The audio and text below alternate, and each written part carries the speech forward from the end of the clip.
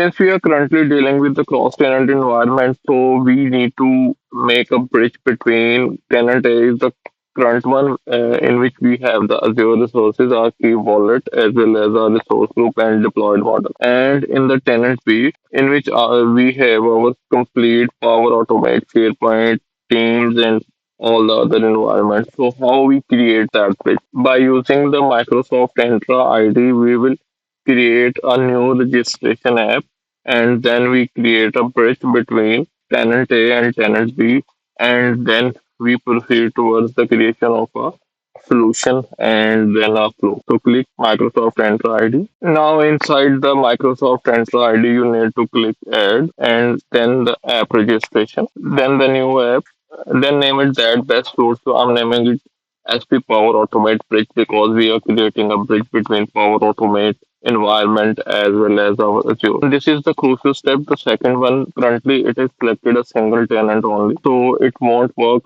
In our case, we need to select multiple Entra ID tenants. This one, then it will be work in cross-tenant real-world production environment. So we select multiple Entra ID tenants and select allow all tenants. We don't need to create a redirect URI, that is optional there. We just need to click register and then it will register. Microsoft Entra app is registered successfully. Make sure you need to copy the client ID as well as tenant ID at somewhere like on your notepad. I'm currently copying it. We have successfully copied a client ID as well as tenant ID or object ID. We can use these IDs in when we are creating a flow in the Azure secret wallet step. Then we need to proceed towards the manage resources. And then in the manage, we have to collect certificates and secret. And then in the certificates and secret, we need to collect new client secret. We don't need to add any description there, so we just need to create it.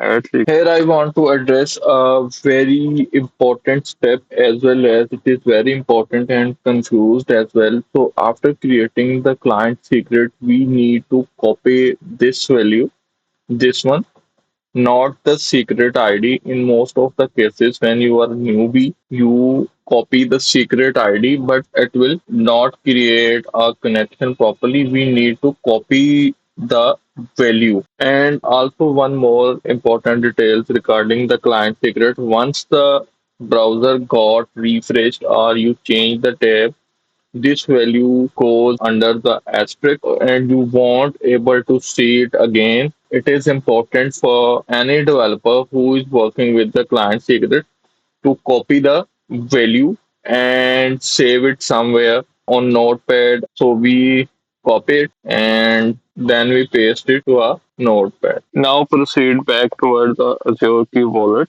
and assign the key secret user role that will create our Microsoft environment. So currently we are bridging between two tenants. In this way, we can create a bridge. Move back towards our wallet. So click access control and then add another role assignment and then search for key wallet secret user. So this one key wallet secret user, select this and then click next.